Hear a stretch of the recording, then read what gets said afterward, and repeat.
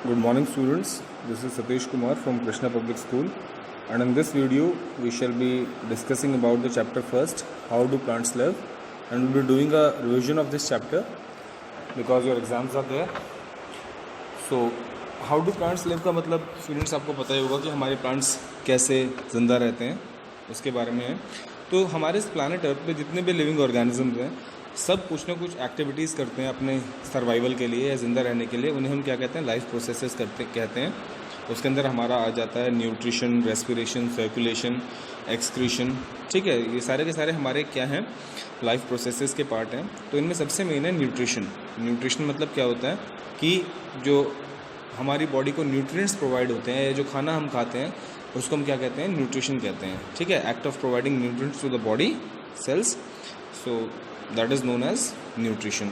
अब न्यूट्रिशन में मैंने बात की है न्यूट्रिएंट्स के बारे में। तो अभी न्यूट्रिएंट्स क्या होते हैं?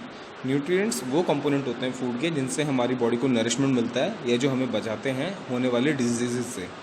जैसे इसके अंदर आ जाते हैं हमारे पास protein, vitamin, fat, these are all nutrients. Okay, तो अब न्यूट्रिशन लेने का भी सभी ऑर्गेनिज्म का अलग अलग क्या होता है, मेथड होता है, और अलग अलग तरीके से न्यूट्रिशन क्या होता है वो लेते हैं। अब इसमें दो मोड होते हैं बेसिक जो हमारे न्यूट्रिशन के होते हैं, वो होता है autotrophic nutrition and heterotrophic nutrition. Autotrophic nutrition जो होता है वो ग्रीन प्लांट्स फॉलो करते हैं, जिसके अंदर वो अपना खाना खुद बनाते हैं और वो किसी और दूसरी चीज़ों के ऊपर क्या करते हैं, डिपेंड नहीं करते हैं। ठीक है, अपने फूड के लिए। बट हेटरोट्रॉफिक में क्या होता है, ये वो मोड ऑफ न्यूट्रिशन होता है जिसके जो आपके नॉन ग्रीन प्लांट्स या प्लांट्स और non green plants animals follow करते हैं, जिसमें वो अपना खाना खुद से नहीं बनाते हैं और दूसरे लिविंग ऑर्गेनिजम्स के ऊपर क्या करते हैं, डिपेंड करते हैं अपनी फूड रिक्वायरमेंट के लिए या अपनी न्यूट्रिशन के लिए। सो इसमें ये चीज़ कन्फ्यूजन हो जाती है कि अब आप ये भी सोच रहे होंगे कि सर हम अपना खाना खुद से बनाते हैं मतलब किचन में, तो we are also should come under autotrophs, but ऐसा नहीं है। ऑटोट्रॉफ्स का मतलब ये है कि वो कुछ भी चीज़ किसी और से नहीं लेते हैं, मतलब सब कुछ वो खुद से मैनेज करते हैं। मतलब अगर हम खाना बनाएंगे तो उसके लिए हमें क्या चाहिए, वेजिटेबल्स की ज़रूरत होगी, ठीक है, फ्लेम की ज़रूरत होगी, बाकी और चीज़ों की भी ज़रूरत होगी, बहुत सारे रिसोर्सेज की ज़रूरत होती है, तब जाके हमारा खाना क्या होता है, रेडी होता है। फ्रूट्स की अगर हमें खाने हैं तो हम फ्रूट्स खुद से थोड़ी बनाएंगे, हम क्या करेंगे, सीधा उनको ट्रीज से प्लग कर लेंगे। तो इस टाइप से हम हेटरोट्रॉफिक के अंदर आते हैं, नॉट इन ऑटोट्रॉफिक। अब यहाँ पे ऑटोट्रॉफिक न्यूट्रिशन का थोड़ा और डीपली एक्सप्लेनेशन किया हुआ है कि ऑटोट्रॉफिक न्यूट्रिशन करने वाले ग्रीन प्लांट्स को हम प्रोड्यूसर्स भी कहते हैं, क्योंकि वो सब कुछ अपने आप से प्रोड्यूस करते हैं। और ये खाना बनाते कैसे हैं, अब आपके जो ग्रीन प्लांट्स होते हैं, इस पूरे प्रोसेस को जिसकी हेल्प से वो अपना खाना बनाते हैं, इसको फोटोसिंथेसिस कहते हैं। अब फोटोसिंथेसिस के अंदर क्या होता है कि हमारे एटमॉस्फेयर में प्रेजेंट जो कार्बन डाइऑक्साइड है और जो वाटर है, ये दोनों मेन कंपोनेंट होते हैं खाना बनाने में जो हमारे प्लांट्स यूज़ करते हैं, और प्लस क्लोरोफिल जो उनके पास पहले से ही होता है, और सनलाइट। तो इन चार चीज़ों की हेल्प से वो खाना बनाते हैं, जिसको हम ग्लूकोज कहते हैं, जो एक तरह का कॉम्प्लेक्स कार्बोहाइड्रेट है, और ऑक्सीजन वो क्या करते हैं, रिलीज़ करते हैं। अभी जो क्लोरोफिल होता है, और ये जो क्लोरोफिल होता है ये कहाँ पे प्रेजेंट होता है, क्लोरोप्लास्ट नाम का एक पर्टिकुलर जगह होती है, जो ग्रीन लीव्स होते हैं हमारे प्लांट्स के, उसके पास, तो ये क्लोरोप्लास्ट वहाँ पे प्रेजेंट होता है। ठीक है, और क्लोरोप्लास्ट के अंदर क्या होता है, हमारा क्लोरोफिल होता है। और क्लोरोफिल तो जैसा आपके प्लांट के पास ही है, कार्बन डाइऑक्साइड हमारे एनवायरनमेंट में है, और वाटर ये कहाँ से एब्जॉर्ब कर लेते हैं, फ्रॉम द रूट्स और basically from the soil, and सारी चीज़ों को मिला के ये ग्लूकोज बनाते हैं और ऑक्सीजन गैस बनाते हैं। अब आप बोलेंगे कि सर वाटर ये कैसे ऑब्जॉर्व करते हैं, रूट से डायरेक्टली, रूट से पानी नीचे से ऊपर कैसे चला जाता है ग्रीन लीव्स तक, क्योंकि जो खाना बनता है वो ग्रीन लीव्स में ही बनता है। ग्रीन लीव्स को हम फूड फैक्ट्रीज या किचन कह सकते हैं आप अपने प्लांट्स का। तो जो वाटर है, हमारे पास कुछ स्पेशल टिश्यूज़ होते हैं जिनको कंडक्टिंग टिश्यूज़ कहते हैं, वो दो टाइप के होते हैं, जाइलम और फ्लोएम, जो सभी तरह के प्लांट्स के अंदर होते हैं। अब जो जाइलम क्या करता है, जाइलम का बेसिक फंक्शन होता है कि वो पूरी, पहली बात तो पूरे स्टेम वाले पार्ट में फैला होता है किसी भी प्लांट के, और रूट से उसका काम होता है वाटर और मिनरल्स को अब्जॉर्ब करना और लीव्स तक पहुंचाना, जहाँ पे खाना क्या हो सके, प्रोसेस हो सके।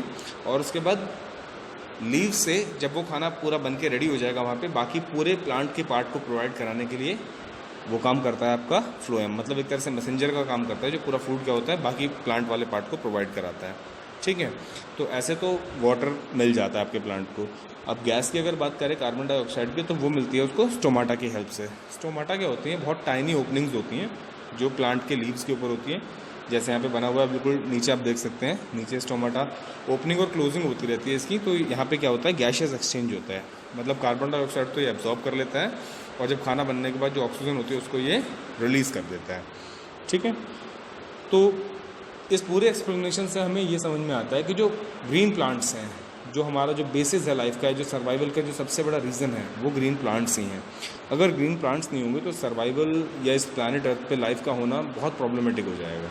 ठीक है, क्योंकि जो प्लांट्स हैं उन्हीं से हमें सबसे ज़्यादा क्या मिलता है, न्यूट्रिशन मिलता है। अगर आप बात करते हैं कि नहीं सर हम तो नॉन वेजिटेरियन हैं तो हमें प्लांट से कोई लेना देना ही नहीं है, हम तो कुछ नहीं करेंगे, तो अब आप मुझे बताइए क्या सिर्फ आप चिकन बॉईल करके या चिकन को सिर्फ ऐसे रोस्ट करके खा सकते हैं? उसके साथ आपको वेजीज़ की भी ज़रूरत पड़ती है। ठीक है, it may be onion, it may be garlic और it may be anything. You also need some spices which are only provided by the this thing plants. So plants are the basis of you can say life and for are the cause of survival for all the living beings on this planet earth. ठीक है, और वो किसकी वजह से अपना खाना बनाते हैं? फोटोसिंथेसिस की वजह से अपना खाना बनाते हैं। तो अगर फोटोसिंथेसिस भी होगा, फोटोसिंथेसिस नहीं होगा तो कोई भी लिविंग ऑर्गेनिज्म अर्थ पे नहीं रह पाएगा जिंदा, क्योंकि फोटोसिंथेसिस नहीं होगा तो प्लांट अपना खाना नहीं बना पाएंगे, प्लांट अपना खाना नहीं बना पाएंगे तो वो जिंदा नहीं रह पाएंगे, और उसी के बाद फिर दूसरे ऑर्गेनिजम्स भी जो उनके ऊपर डिपेंड करते हैं वो भी जिंदा नहीं रहेंगे। ठीक है, अब हमारे लिए फोटोसिंथेसिस की क्या इंपॉर्टेंस है अगर हम एज ए ह्यूमन अपनी तरफ बात करें तो it is the ultimate source of food and energy for the living organism. इसी की वजह से फूड और एनर्जी मिलती है लिविंग ऑर्गेनिजम्स को। ऑक्सीजन जो रिलीज़ होता है एटमॉस्फेयर में फोटोसिंथेसिस की वजह से, उससे हमें फ्रेश ऑक्सीजन मिलता है। ठीक है, जिससे हमें ब्रीदिंग प्रॉब्लम्स नहीं हो सकती, क्योंकि पोल्यूशन बहुत ज़्यादा है आजकल के टाइम में। अगर ग्रीन प्लांट्स नहीं होंगे तो फ्रेश ऑक्सीजन की बहुत ज़्यादा कमी हो जाएगी। And the process helps in maintaining balance between oxygen and carbon dioxide in atmosphere. और फोटोसिंथेसिस की वजह से ही जो कार्बन डाइऑक्साइड और ऑक्सीजन का जो बैलेंस है वो बना रहता है, क्योंकि अगर कार्बन डाइऑक्साइड बहुत ज़्यादा अमाउंट में बढ़ गया तो उससे क्या होगा, ग्लोबल वार्मिंग होगा, और जिसकी वजह से ग्लेशियर्स मेल्ट करेंगे और फ्लड्स वाली सिचुएशन बन सकती है। ये और भी बहुत सारी चीज़ें हो सकती हैं। अब जो ग्रीन प्लांट्स खाना बनाते हैं अपना, अब ज़रूरी नहीं है कि वो पूरा का पूरा एब्जॉर्ब कर लेते हैं जितना भी बनाते हैं, वो क्या करते हैं, उसको स्टोर करते हैं। ठीक है, वो खाना तो ग्लूकोज की तरह बनाते हैं, जैसे मैंने आपको बताया था पिछले पेज में हमारा रिएक्शन था उसके हिसाब से, बट अब वो भी क्या है, एक तरह का कॉम्प्लेक्स कार्बोहाइड्रेट है, उसको वो क्या करते हैं, स्टोर करते हैं स्टार्च की फॉर्म में, जो एक कॉम्प्लेक्स इनसॉल्युबल कार्बोहाइड्रेट है। ठीक है, और ये अलग अलग जगहों पे फूड क्या होता है, स्टोर होता है। जैसे आपका किसी के प्लांट के फ्रूट में हो सकता है, जैसे मैंगो में हो सकता है, एप्पल में हो सकता है, पोटैटोज़ के अंदर भी फूड क्या होता है, स्टोर होता है जो प्लांट्स बनाते हैं, और शुगर के इनके स्टेम के अंदर होता है, तो इस टाइप से। और जैसे कैरेट है तो उसकी जड़ में होता है, रूट्स में होता है। तो इस टाइप से अलग अलग जगह पे जो फूड होता है, जो प्लांट्स बनाते हैं, वो स्टोर होता है। अब बात करते हैं हेटरोट्रॉफिक न्यूट्रिशन की। अब हेटरोट्रॉफिक न्यूट्रिशन के बारे में मैंने आपको पहले बता दिया है कि जो ऑर्गेनिजम्स इनकैपेबल हैं, जो अपना खाना खुद नहीं बना सकते या दूसरों के ऊपर डिपेंड करते हैं, उन्हें हम क्या कहते हैं, हेटरोट्रॉफ्स कहते हैं या कंज्यूमर्स कहते हैं। जैसे हम प्लांट को प्रोड्यूसर्स कह रहे थे, यहाँ पे हमारे हेटरोट्रॉफ्स क्या हो जाएंगे, कंज्यूमर्स हो जाएंगे। एंड जितने भी एनिमल्स, ह्यूमन बीइंग्स या और प्लांट्स, ग्रीन प्लांट्स के अलावा जितने भी लिविंग ऑर्गेनिज्म हैं, सब हेटरोट्रॉफिक न्यूट्रिशन के अंदर आ जाते हैं। अभी जो हेटरोट्रॉफिक न्यूट्रिशन होता है ये भी 3 टाइप का होता है। इसमें सेप्रोट्रॉफिक, पैरासिटिक और सिम्बायोटिक आ जाते हैं। अब सेप्रोट्रॉफिक जो न्यूट्रिशन होता है ये वो न्यूट्रिशन होता है जिसके अंदर जो लिविंग ऑर्गेनिजम्स होते हैं वो डिपेंड करते हैं डेड और डिकेइंग मैटर के ऊपर, जैसे ईस्ट, मोल्ड्स, मशरूम्स। मतलब ये जो ईस्ट, मोल्ड्स और मशरूम्स हैं ये उन चीज़ों के ऊपर उगते हैं या सर्वाइव करते हैं जो सड़ रही होती हैं या मर चुकी होती हैं। मतलब कहीं पर भी आपने अगर कोई ब्रेड का पीस अगर एग्जांपल में लें जो यूज़फुल नहीं है, जो खाने के लिए सही नहीं है, उसको आपने बाहर फेंक दिया और आफ्टर सम टाइम आप क्या देखेंगे कि उसके ऊपर वाइट फंगस लग गई है, तो वो क्या है, एक सेप्रोट्रॉफिक न्यूट्रिशन का एग्जाम्पल है। और जो फंगस क्या है, वो भी एक माइक्रो ऑर्गेनिज्म है, फंजाई जो है। ठीक है, तो वो उसके अंदर आ जाती है। पैरासिटिक न्यूट्रिशन क्या होता है, the mode of nutrition in which organisms depend on other organisms. मतलब पूरी तरह से एक ऑर्गेनिज्म जब दूसरे ऑर्गेनिज्म के ऊपर डिपेंड करता है तो उसे हम बोलते हैं पैरासिटिक न्यूट्रिशन। इसमें एग्जांपल आता है एक अमर बेल का। अमर बेल एक येलोइश कलर की पतली, मतलब तार जैसी एक बेल होती है। अगर वो किसी भी लिविंग प्लांट या उसको आप ट्री के ऊपर डाल देते हैं तो क्या होता है, उस ट्री को जब तक वो सुखा नहीं देती, पूरी तरह से ख़त्म नहीं कर देती, तब तक अपना पूरा न्यूट्रिशन उससे क्या लेती रहती है, कंटिन्यूसली लेती रहती है। और उस ट्री का खुद का अपना डेवलपमेंट क्या होता है, रुक जाता है, क्योंकि वो जितना भी खाना बनाता है, जो कुछ भी करता है, वो दूसरा जो बेल है, अमर बेल जो है, वो एब्जॉर्ब कर लेती है। इसके बाद सिम्बायोटिक आता है थर्ड हमारे पास हेटरोट्रॉफिक में।